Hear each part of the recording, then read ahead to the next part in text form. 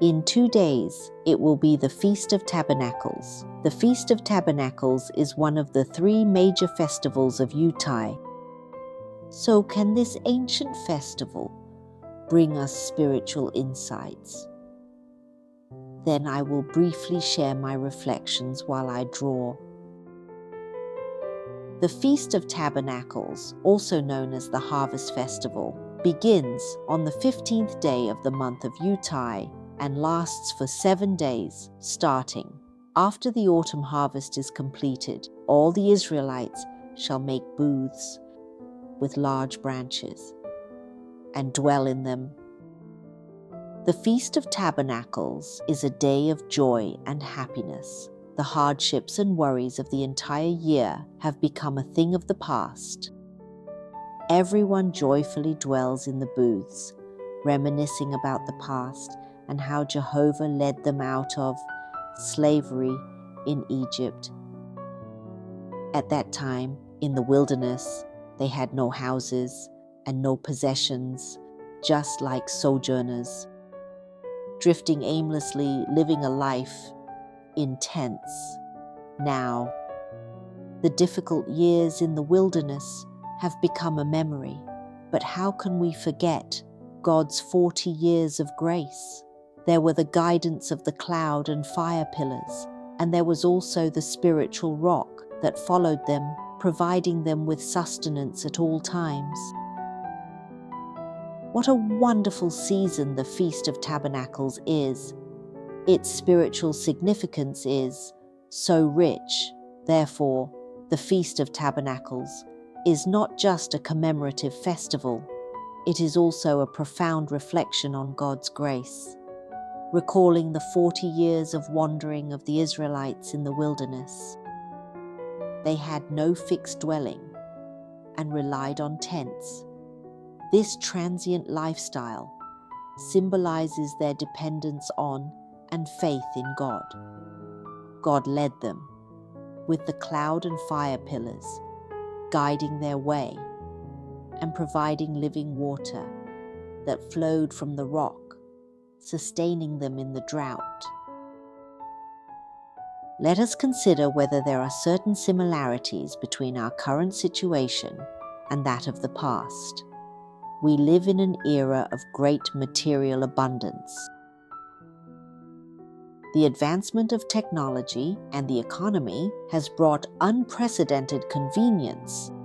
However, behind this surface prosperity, people often feel an emptiness within and a dryness of spirit, feeling increasingly lonely.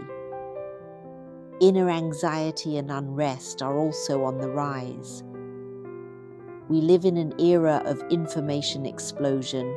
Every day, faced with countless choices and pressures, people still find it difficult to attain inner peace and satisfaction, despite the abundant entertainment and consumer goods that society offers. This spiritual dry cough is akin to the thirst of the Israelites in the wilderness. We live in a modern version of the wilderness.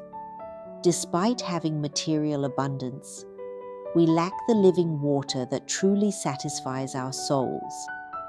This longing cannot be filled by simple material things. It requires something deeper.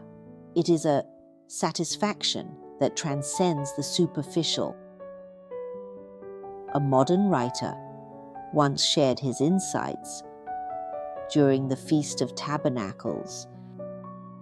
He decided to simplify his life during the Feast of Tabernacles, keeping only the most essential necessities, spend more time in prayer and reflection and contemplation during this period. He not only felt inner peace, but also regained a deep connection with his family and friends. This spiritual renewal enables him to better face the challenges of life. After the Feast of Tabernacles, approaching the future with a more positive mindset. In fact, the Feast of Tabernacles is reminding us that human life requires not only material provisions, but also nourishment from God. On the last day of the Feast of Tabernacles, Jesus proclaimed loudly, "If anyone thirsts, let him come to me and drink." This is indeed a call to all who are spiritually dry and weary. In the Bible, God promises that on that day, the nations will come to Jerusalem to observe the Feast of Tabernacles. The prophet Zechariah encountered a day in the Bible, as mentioned in Zechariah 14:16. Nations will come year after year to Jerusalem to worship the great King, the Lord of hosts, and to observe the Feast of Tabernacles. This must be related to the future destiny prophesied behind the hidden Feast of Tabernacles. This year, we will begin to observe the Feast of Tabernacles as the prophesied future destiny is about to be revealed concerning the Lord's second coming. Let us start from now on to carry the blessings and spirit of the Feast of Tabernacles in our daily lives. Thank God for His provision and trust in His guidance. From deep within, rivers of living water flow out. Let us wait together for the Lord's second coming. Amen.